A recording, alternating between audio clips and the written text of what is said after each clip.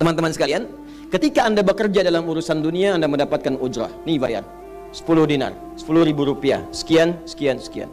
Ketika Anda kerjakan untuk misi akhirat supaya bekal untuk pulang, bukankah 10 juta ditabung, tabung, bikin rumah kan? Beli pakaian yang elok, beli kendaraan. Sama persis, Anda sholat itu diberikan juga bayarannya, diberikan juga pokok pemberiannya. Anda puasa diberikan pokoknya, baca Al-Quran dikasih bayarannya, namanya pahala. Dalam bahasa Al-Quran disebut ajrun namanya. Dunia ujrah, akhirat ajrun. Lahum ajrun ghairu mamnun. Ajrun. Maka dapat kita nilai ini, kembali kepada Allah, kumpulkan semua ini. Tinggal nanti tergantung Anda mau punya rumah di yang mana daerahnya. Komplek yang elit di Indonesia, di sini Jakarta ada Pondok Indah, ada beberapa tempat-tempat yang lainnya elit kalangannya, Menteng dan seterusnya. Maka di surga pun ada komplek yang elit-elit, ada Firdaus, ada surga Aden, ada macam-macam. Tinggal Anda cari bekal yang serius, turunkan kemudian ke bumi. Cuman sayang, dari sekian waktu yang Allah berikan disebut dengan ajal, menjadi batasan kita untuk beramal. Setiap kita dibatasi oleh waktu. Seperti Anda pun bekerja dunia, bukankah ada waktunya? Waktu produktif untuk bekerja, setelah itu ada masa pensiunnya. Dalam bahasa Arab, sesuatu yang kita kerjakan dengan batas dan setelah hilang batasnya, selesai aktivitasnya, disebut dengan ajal namanya. Maka Allah membuat ketentuan, kita pun tidak abadi di bumi. Setiap kita punya batas waktu. Kalau selesai dinas kita dan pulang kita untuk mempertanggungjawabkan semua yang kita kerjakan di sini. Makanya saat kita bangun dari tidur, kita ucapkan alhamdulillahilladzi ahyana ba'dama. Ada maknya, sementara aja. Satu saat mungkin pulang. Kita nggak tahu di bagian mana yang tidur itu mengakhiri kehidupan kita saat kita pulang. Karena itu serius. Ada saatnya kita pulang. Nah teman-teman, ternyata sudah tahu akan pulang pun masih ada yang tidak memanfaatkan waktu dengan baik. Tanyakan pada setiap manusia ya, dari detik ini, dimulai dengan diri kita. Kita manusia kan? Tanyakan pada diri kita, Anda wafat tidak? Anda pulang tidak? Anda meninggal tidak? Kalau sadar pulang, maka cari bekal yang baik. Berarti Allah benar kan? Kata Allah, setiap kita akan wafat. Kullu nafsin dha'iqatul maut. Setiap yang punya jiwa meninggal. Bahkan dikasih informasi jelas kok. Yang bawa maut disebutkan namanya malakul maut. Quran surah 32 ayat ke-11. Qul yatawaffakum malakul maut alladzi wukkila bikum. Disebutkan. Bayangkan ya, kurang jelas apa lagi? Disebutkan punya waktu namanya ajal. Akan wafat disebutkan. Yang bawa wafat kematiannya disebutkan malaikatnya. Cara wafatnya disebutkan. Quran surah 89 ayat 27 sampai 30. Ya ayyatuhan nafsul mutmainnah, itu yang tenang. Yang dahsyat dipukulin malaikat juga ada. Ya, Quran surah 8 ayat 50 itu ada sambil dipukulin malaikat. Ya. Maaf teman-teman sekalian, ini sudah jelas semuanya. Jadi aneh manusia itu. Ya, sudah tahu akan meninggal, tahu ada kenikmatan, ada siksaan, tahu ada surga, ada neraka, tahu ada kenikmatan kubur, ada siksa kubur. Kenapa masih main-main juga? Ya, ambillah tengah-tengahnya 5 misalnya kan. 5 tahun. Ini yang ikhlas, insya Allah. Yang ikhlas kurang lebih 5 tahun. Jadi usia 40 tahun ini yang produktif amalan yang kurang lebih harapan kita diterima oleh Allah insya Allah 5 tahun. Dosanya berapa tahun?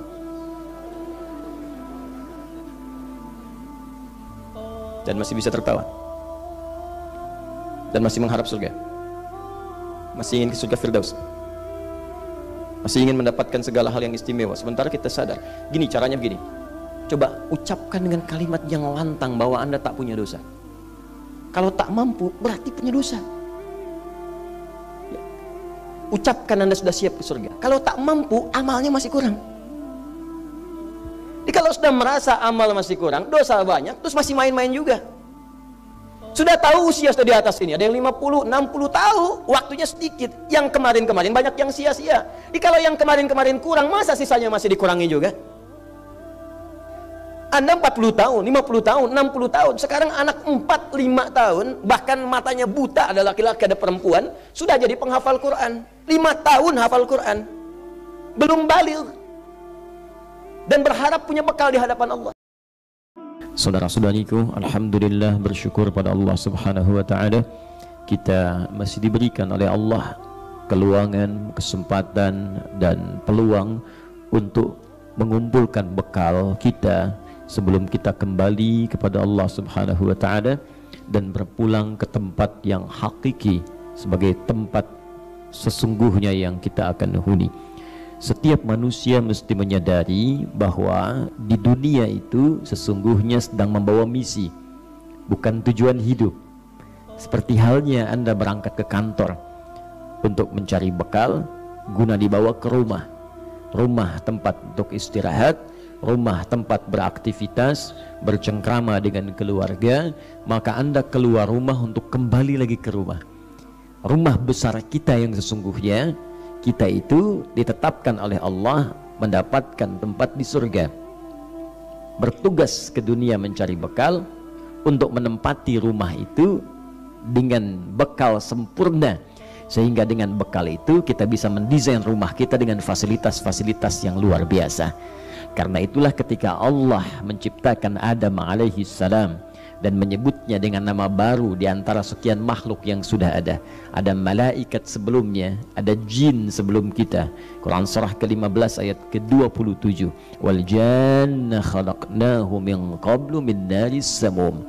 Maka dengan nama yang berbeda, bukan malaikat, bukan jin, tapi bashar. Quran surah ke-15 ayat ke-28. Wa idh qala rabbuka lil malaikah, ketika Rabbu Muhammad sallallahu alaihi wasallam menginfokan kepada malaikat dan jin yang sudah ada sebelum kita bahwa aku akan mencipta makhluk baru, bukan malaikat, bukan jin, dengan tugas yang berbeda. Ya, inni khaliqum basyara, akan mencipta makhluk baru namanya bashar. Maka diberi nama ia dengan Adam, manusia pertamanya. Quran surah kedua ayat 31. Wa 'allama Adamal asma'a kullaha. Lalu diberikan fungsinya berupa misi kehidupannya, sehingga membedakan dengan malaikat dan jin, sekaligus menunjukkan bahwa setiap ciptaan Allah itu selalu ada fungsinya. Mustahil tercipta sekecil apapun makhluk kecuali pasti ada manfaatnya. Quran surah ke-2 Al-Baqarah ayat ke-26. Innallaha la yastahi ay yadriba mathalan ma ba'udatan fama fawqaha.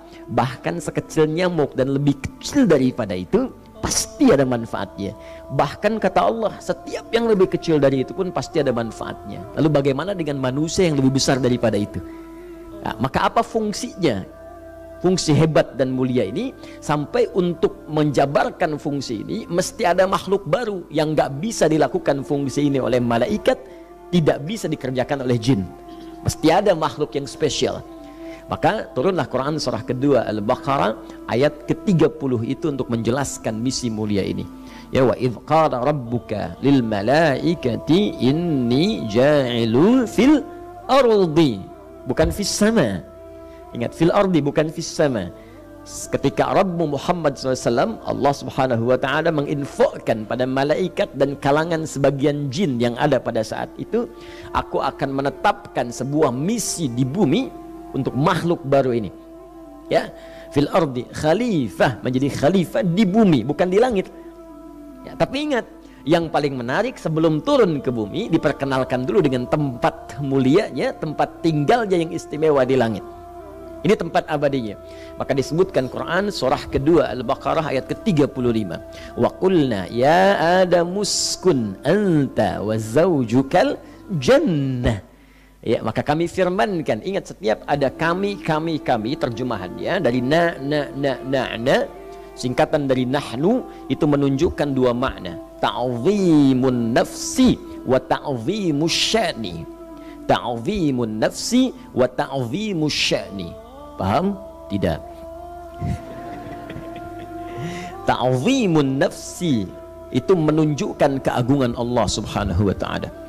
Jadi kalau ada satu hal yang sangat istimewa, berbeda dengan yang biasa-biasanya, ya sesuatu disebut sya'nun namanya. Ta'zimus sya'ni, mengangkat sesuatu jadi istimewa. Beda dengan yang biasa. Ya, kendaraan yang tidak biasa, rumah yang tidak biasa, penampilan yang tidak biasa, masjid yang tidak biasa. Ya, ta'zimus sya'ni. Nah, ketika Allah akan mengangkat sesuatu, maka di antara yang paling dahsyat menampilkan keagungannya. Siapa yang lebih agung dari Allah Subhanahu wa ta'ala?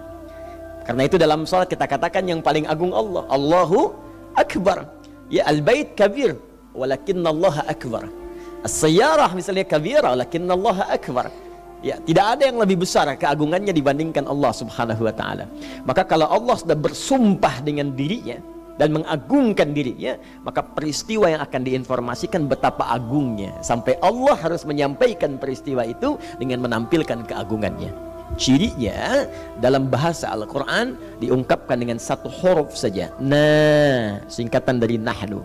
Jadi kalau ada ayat di Al-Quran dibuka dengan inna, inna, inna, atau na, ujungnya panjang tapi bacaannya ya 2 harakat. Wa qulna inna, artinya itu spesial informasinya. Contoh padanannya begini, Al-Quran diturunkan di malam apa? Di malam Al-Qadar. Ya, kalau sudah ada lail, maka malamnya nggak muncul. Ya, malam Al-Qadar, bukan malam Lailatul Qadar, karena lailah itu artinya malam. Ya, jadi lail, ada lailah. Masih ingat? Lail, semua yang terkait dengan lail itu malam. Lail, layali jamaknya. Leli, lili, lala, nah, itu malam. Kalau lulu beda, kalau lulu mutiara. Ya, lulu mutiara, lala, lili, leli, layali, nah, itu malam. Ibu Leli, ibu malam-malam. Ya, baik, itu lailah kalau pakai tak di ujungnya istimewa. Ya, malam Al-Qadar. Bukankah kalimatnya dibuka dengan kalimat inna, kan? Inna anzalnahu fi lailatul qadar. Jadi kata Allah begini cara menerjemahkannya, sungguh demi keagunganku aku turunkan dengan segenap keagunganku Al-Quran. Saking agungnya penurunan Al-Quran itu, malamnya pun berubah peristiwanya menjadi istimewa. Setiap yang beramal maka diberikan pahala lebih dari 1000 bulan. Bukan 1000 bulan, lebih dari 1000 bulan. Padanan 1000 bulan kurang lebih 83 sampai 85 tahun. Jadi kalau ada orang sholat 2 rakaat saja di malam itu, nilai sholatnya kalikan 85 tahun sholat tanpa henti. Ya. Nah sekarang tempat tinggalnya Adam, bapak moyang kita, itu ditetapkan di surga. Ketika menyebutkan tempat tinggal itu menggunakan na. Jadi saking istimewanya tempat itu, saking agungnya, nggak sama dengan yang kita tempati sekarang. Kata Nabi, saking agungnya, mala ainun ra'at wala udhunun sami'at wala khatara ala qalbi bashar. Ya, nggak pernah dipandang oleh mata sebelumnya. Tidak pernah terdengar seperti itu kisah tepatnya yang akan kita rasakan. Dan terlamunkan pun nggak akan sama. Ya. Kalaupun ada gambaran-gambaran termasuk disebutkan dalam Al-Quran semua keindahannya, nanti nggak sama dengan lamunan Anda. Firman Allah benar, tapi ketika Anda lamunkan nggak seperti itu. Misal di Al-Quran disebutkan nanti ada bidadari-bidadari yang cantiknya tak terlukiskan, berkilauan seperti mutiara. Tuh yang sedang melamun ini sekarang nggak seperti itu. Jadi nggak bisa disebut fiksi atau fiktif, tidak. Ya, informasinya benar tapi tak sama dengan yang kita pikirkan. Ibu disebutkan nanti wildanun mukhalladun bi akwabi wa abariqa wa ka'sim min ma'in.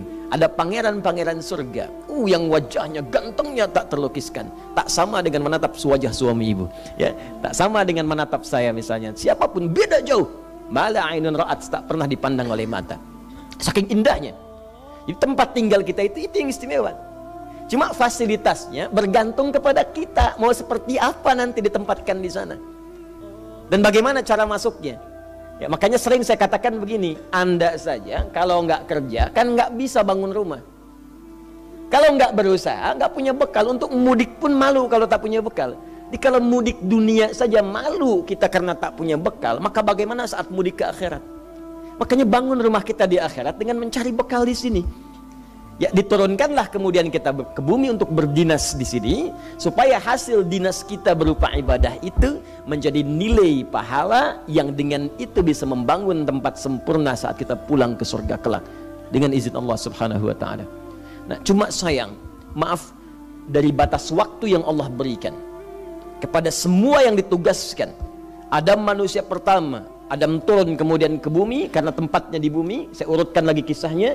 Turunlah ke bumi untuk bertugas setelah dilatih oleh Allah di surga sementara. Jadi saya katakan surganya Adam alaihissalam dan istrinya Hawa, ya, semoga keduanya dirahmati oleh Allah Subhanahu wa taala. Itu bukan surga yang akan kita tempati nanti. Beda, ingat. Ingat ya, beda.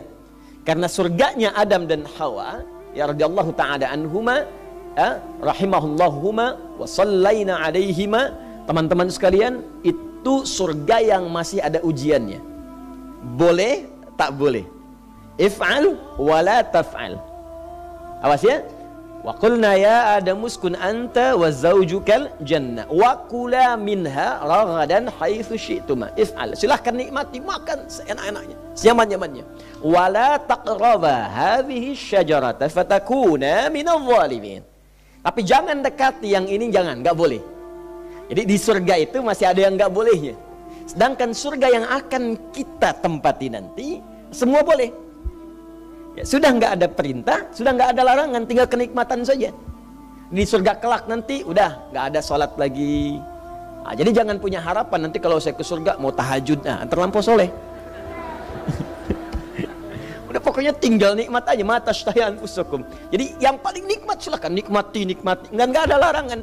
Bahkan yang haram-haram di dunia itu menjadi halal saat di akhirat nanti. Ya, ada beberapa bagian-bagian khamar dan seterusnya. Dan desainnya beda, indah, enak. Nah, kalau pengen, siapkan dari sekarang. Siapkan. Maka ketika tuntas pelatihannya, diperkenalkan. Nanti ini yang boleh, ini yang tidak boleh. Sebagai ujian pertama, ini musuhnya.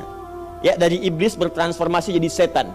Ya, makanya di ayat 36-nya setannya disebutkan, fa'azallahuma syaitanu anha fa'akhrajahuma mimma kana fi. Ini musuhnya, ini yang harus dikerjakan, ini yang harus ditinggalkan. Training sebelum turun ke bumi. Setelah selesai trainingnya, lengkap pelatihannya, turunlah kemudian ke bumi dengan bekal yang Allah berikan. Turun Quran surah kedua ayat 38. Qul nahbitu minha jami'a fa imma ya'tiyannakum minni hudan faman tabi'a hudaya fala khaufun 'alaihim wa lahum yahzanun. Adam, Hawa turun kalian semua ke bumi, mulai berpetualang di bumi. Ya, untuk mengenal bumi itu dipisahkan keduanya. Ya, Adam turunnya di kisaran Asia Selatan, ada yang menyebutkan India. Hawa turunnya di kisaran sekarang jadi wilayah Saudi Arabia, di wilayah Jeddah. Karena itu ada yang menyebutkan Jeddah disebut dengan Jeddah karena nenek kita pernah turun di situ. Ya, di wilayah Jeddah sekarang, kalau dari pantai Laut Merah itu ada yang menyebut Masjid Terapung, Masjid Ar-Rahmah itu ya. Anda lurus di situ, ya, agak sedikit lah mungkin 300 meteran ke depan itu, nanti ada perempatan. Ya, lurus kanan dengan kiri dari arah kita datang. Setelah sepeda ontel besar. Ada yang menyebut sepeda ontel Nabi Adam, orang-orang lokal. Itu cuma candaan-candaan saja. Itu sebelah kanannya ada sekat dengan batuan bata merah. Dituliskan Maqbarah Sayyidah Hawa, kuburannya Sayyidah Hawa. Tapi sejarawan lokal menyebut itu bukan kuburan Sayyidah Hawa, tapi tempat pertama kali beliau turun di situ. Ada yang menyebut demikian. Nah, keduanya terpisah sampai berpetualang untuk mengenal bagaimana tempat yang harus dihuni itu. Makanya sunnah kita nanti kalau ingin menempati sesuatu, kenali dulu tempatnya. Ada apa di situ? Apakah ada peluang untuk ibadah? Anda mau pindah rumah, cek dulu masjidnya ada enggak, tempat ta'limnya ada enggak, enak enggak sholat 5 waktunya, nyaman tidak tinggalnya, apa tantangan-tantangan maksiat yang hadir di sekitarannya, bagaimana keadaan orang-orangnya. Itu sunnah. Makanya orang tua kita pertama kali saat diturunkan, selain karena hikmah-hikmah yang lain dengan kisah berbeda, salah satunya untuk mengenal wilayah. Adam turun di Asia Selatan, yang menyebutkan India, istrinya turun di Jeddah, berpetualang berjalan sampailah bertemu di satu titik, dari kejauhan terlihat ya saling mengenali. Wah, itu kayaknya saya kenal tuh, kayaknya juga saya nggak asing gitu kan. Nah, memang pasti mengenal karena kan cuma 2 orang satu di bumi, nggak ada yang lain kan, turun gitu. Dalam bahasa Arab mengetahui disebut arafah. Kalau banyak yang diketahui sifatnya arafah, pakai ta. Kalau lebih banyak lagi jamakkan Arafat. Arafat, maka wilayahnya sampai sekarang disebut dengan Arafah, Padang Arafah. Ada riwayat lagi menyebutkan itu terkait dengan Nabi Ibrahim alaihissalam ketika diajarkan manasik oleh malaikat Jibril, mengatakan Araftul an, saya tahu sekarang, maka disebut dengan Arafah. Maka memuncak kerinduannya, naiklah ke atas bukit kemudian. Ya, di bukit itu bertemu keduanya, bertobat kepada Allah, sehingga diabadikan di Quran surah ke-7 ayat 23 itu dengan kalimat Rabbana zalamna anfusana wa illam taghfir wa tarhamna lanakunanna minal khasir. Membuncah kerinduannya, kemudian bersatu di situ sebagai keluarga. Sesuatu kerinduan yang terpancarkan dengan kuat dan kasih sayang yang tanpa batas, itu disebut dengan rahmah namanya. Sifat Allah pemberi sayang tanpa batas disebut dengan Rahim. Maka sampai sekarang tempatnya disebut dengan Jabal Rahmah. Maka berkeluarga di situ sampai turun keturunan-keturunan, menyebar ke seantara bumi yang telah dijelajahi tadi. Maka disebutlah keturunannya dengan Bani Adam. 7 kali disebutkan dalam Al-Quran. Ya Bani Adam, Quran surah 7 ayat 31, khudhu zinatakum inda kulli masjid. Menyebar setiap anak cucu Adam, maka disebut dengan manusia. Nas 241 kali disebutkan dalam Al-Quran. Quran surah ke-49 ayat 13. Ya ayyuhan nasu inna khalaqnakum min dzakarin wa untha wa ja'alnakum syu'uban wa qabaila lita'arafu inna akramakum indallahi atqakum. Maka anak cucu Adam manusia itu menyebar, kata Allah. Ada laki-laki, ada perempuan. Jadi cuma 2 jenis anak cucu Adam. Ya. Jadi kalau ada anak cucu Adam manusia itu cuma 2. Kalau bukan laki-laki apa? Perempuan. Jadi kalau ada yang bukan laki-laki, bukan perempuan, patut ditanya itu. Dan kita doakan supaya kembali pada fitrah yang sesungguhnya, bagian dari anak cucu Adam. Menyebar mereka. Syu'aba wa qabail, bisa beda tempat, beda daerah, bahkan satu tempat pun kabilahnya, sukunya bisa tidak sama. Marganya bisa beda. Ya, marganya bisa beda, tidak sama. Maka dari penyebaran-penyebaran ini beraktivitas kuncinya satu. Semuanya kata Allah setiap personalnya. Nas menunjuk pada semua. Setiap personal berubah jadi ins. Disebutkan 18 kali dalam Al-Quran bersanding dengan jin.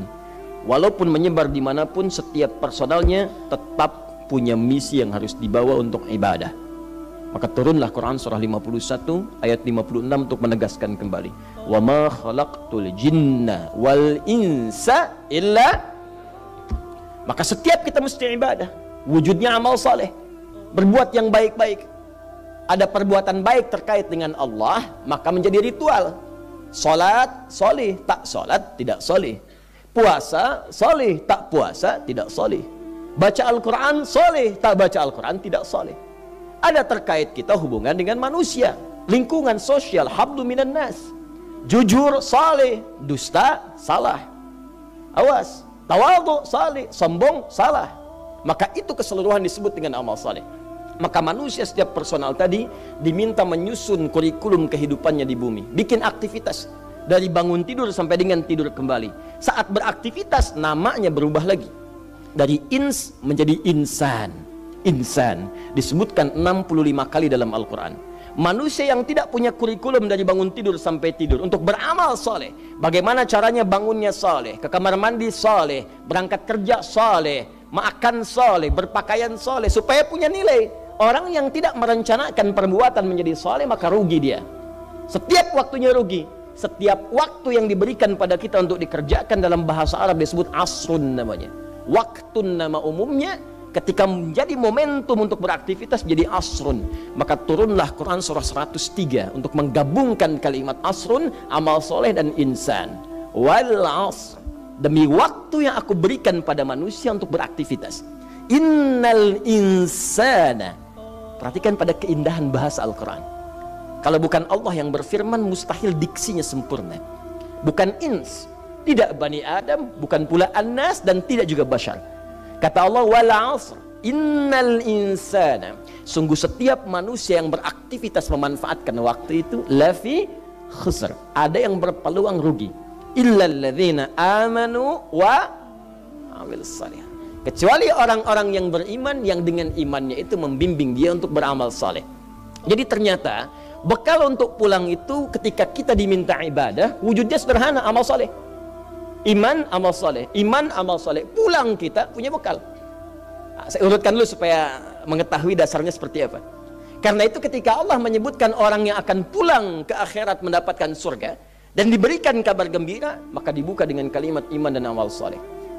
Kalimat surga pertama dalam Al-Quran di Al-Baqarah ayat 25. Dan kalimatnya disandingkan dengan iman amal saleh. Perhatikan Al-Baqarah 25 paling kanan sebelah atas dalam mushaf. Wa basyiril ladzina amanu wa amilus salihat. Baru anna lahum jannatin tajri min tahtihal anhar. Berikan kabar gembira pada setiap orang beriman dan dengan imannya mampu menata hidup untuk beramal saleh. Bagaimana bangun jadi saleh, bekerja jadi saleh, berumah tangga jadi saleh, jadi anak saleh, di ibu salihah, jadi suami saleh, jadi ayah saleh, kakek saleh. Semua yang dikerjakan Allah ridha dengan itu. Maka berikan kabar gembira pada orang ini, kamu akan pulang ke akhirat nanti mendapatkan surga. Di setiap kita kerjakan menjadi amal soleh, dapat poin. Poin. Ya. Jadi kalau gini, Anda kalau bekerja, saya, Anda, kita bekerja, kan dapat gaji ya? Gaji. Ya. Itu bahasa Arabnya gaji. Sekarang ada yang menyebut ratib. Ratib. Pokoknya disebut ujrah. Pokoknya yang harus dibayar. Makanya kalau Anda ke Timur Tengah itu naik taksi, ada tulisan atasnya taksi ujrah. Ya, bukan punya si ujrah. Nanti kalau ke Mekah naik taksinya punya si ujrah, si ujrah punya banyak taksi. Ya, bukan. Itu taksi bayar. Bukan gratis, bukan free. Jadi begitu Anda keluar menggunakan jasanya, bayar, berikan pokok dari jasa yang telah dia kerjakan. Perhatikan baik-baik. Teman-teman sekalian, ketika Anda bekerja dalam urusan dunia, Anda mendapatkan ujrah. Nih bayar 10 dinar, 10.000 rupiah, sekian, sekian, sekian. Ketika Anda kerjakan untuk misi akhirat supaya bekal untuk pulang, bukankah 10 juta ditabung, tabung, bikin rumah kan? Beli pakaian yang elok, beli kendaraan. Sama persis Anda sholat itu diberikan juga bayarannya, diberikan juga pokok pemberiannya. Anda puasa diberikan pokoknya, baca Al-Quran dikasih bayarannya, namanya pahala. Dalam bahasa Al-Quran disebut ajrun namanya. Dunia ujrah, akhirat ajrun. Lahum ajrun ghairu mamnun. Ajrun. Berapa ukurannya? Minimal 10. Turun Quran surah ke-6 ayat 160. Ya, kita keluarkan supaya terukur. Ya. Setiap pekerjaan dunia menjadi nilai akhirat punya poin.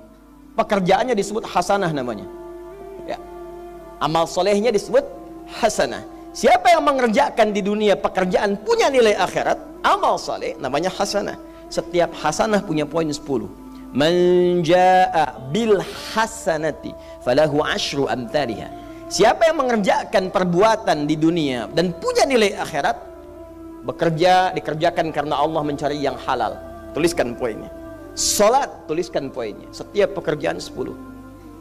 Hitungannya 1 keduanya 500 tahun, 2 ketiganya 500 tahun, 3 keempatnya 500 tahun. Jadi jangan menghitung 1, 2, 3 terlalu sedikit. Ya. Di hadis Muslim saya sering katakan ke masjid saja dapat 25 poin baru nyampe. Jarak 1 kedua 500 tahun. Jadi kalau ada yang tidak sholat dalam sehari, 1 kali sholat kehilangan 10 pahala kali 500 tahun. Dia kehilangan pahala 5.000 tahun. Ya, dosanya berapa? Nah, makanya sering kita bermohon begini, ya Allah, jadikan semua perbuatan duniaku punya nilai akhirat supaya ditampakkan di akhirat. Di hasanah dunia ini akan ditampakkan saat dihisab di akhirat. Makanya sering kita katakan, ya Al-Baqarah ayat 201. Wa minhum may yaqulu rabbana atina fid dunya hasanah. Ya Allah, jadikan semua kegiatan duniaku hasanah. Namaku sudah hasanah ya Allah. Perbuatanku belum tentu. Ya sudah suami namanya Hasan, ya istri Hasanah, anaknya Husna, ya kan? Yang laki-laki Husain. Semua kumpul, tapi kalau pekerjaannya tidak demikian menjadi amal soleh, nggak terkumpul ini.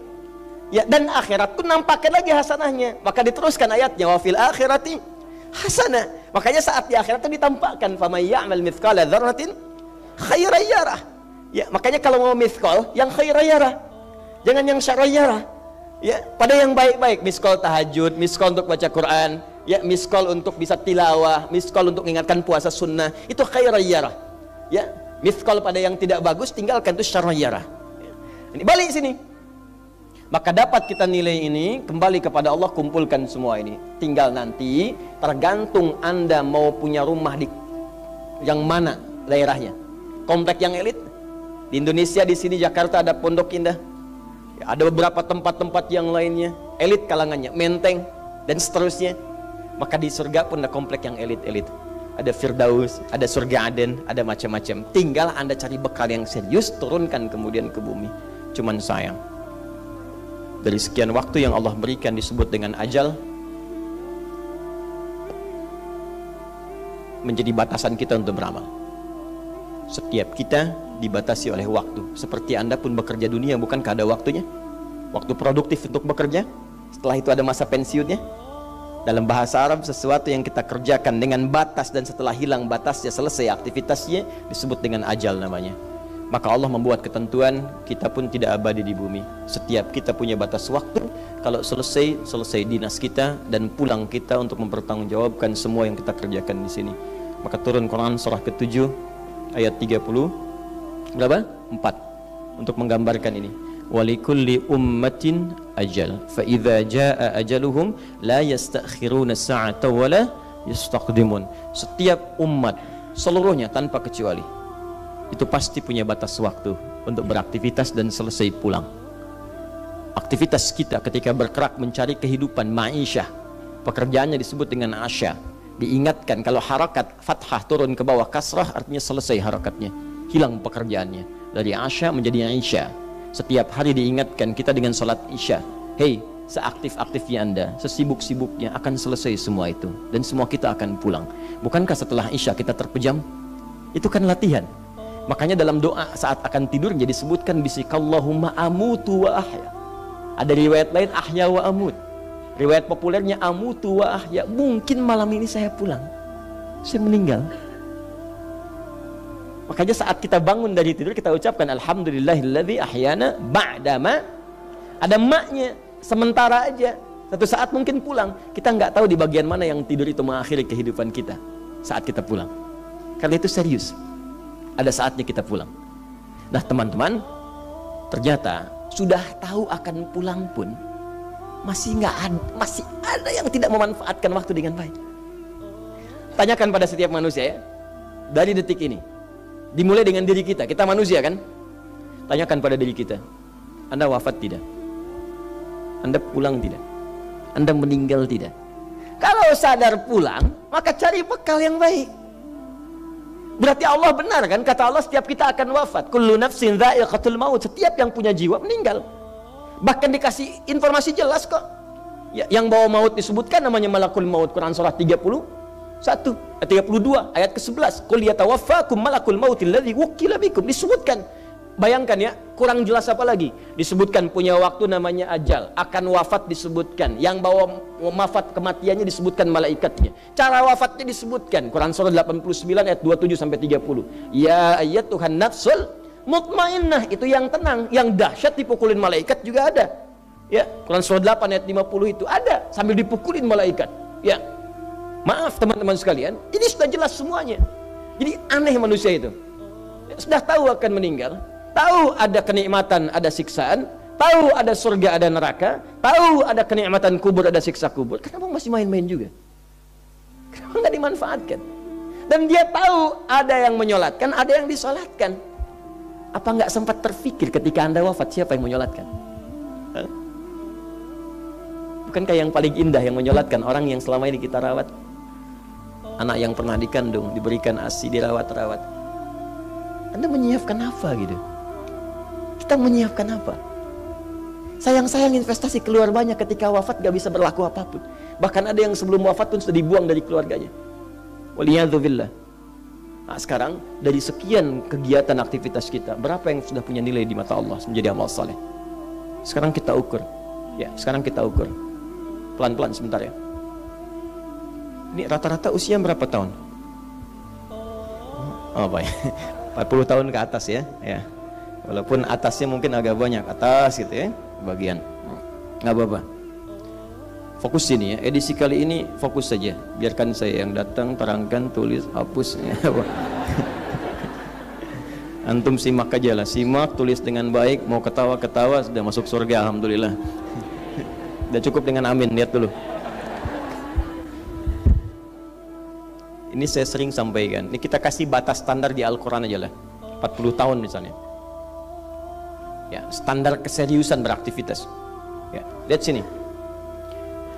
Konon dalam sebuah penelitian sederhana, manusia itu kalau dihitung-hitung aktivitasnya setengah dari usianya, itu umumnya walau tidak semuanya teralokasikan untuk tidur, beristirahat, tidur. Dari mulai lahir, bayi kecil tidur, dewasa beraktivitas, tidur siang, tidur malam, tidur macam-macam, tidur kecapean, tidur ngantuk, tidur lelah, tidur segala rupa, tidur setengah dari usia. Jadi kalau 40 tahun tidurnya berapa tahun? 20 tahun. Baik. Sisanya beraktivitas ya. Nah, itu berapa tahun? 20 tahun.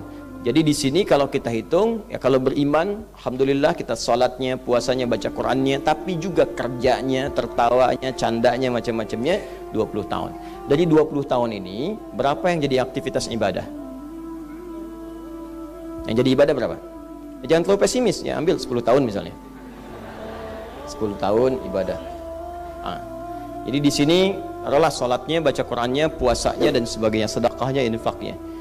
Apakah semua ibadah itu langsung diterima? Belum tentu. Syaratnya ikhlas. Wa ma umiru illa liya'budullaha mukhlishina lahuddin. Quran surah 98 ayat 5. Pertanyaannya, dari ibadah yang kurang lebih 10 tahun ini, berapa tahun yang ikhlas? Ya ambillah tengah-tengahnya 5 misalnya kan. 5 tahun. Ini yang ikhlas, insya Allah. Yang ikhlas kurang lebih 5 tahun. Jadi usia 40 tahun ini yang produktif amalan yang kurang lebih harapan kita diterima oleh Allah insya Allah 5 tahun. Dosanya berapa tahun?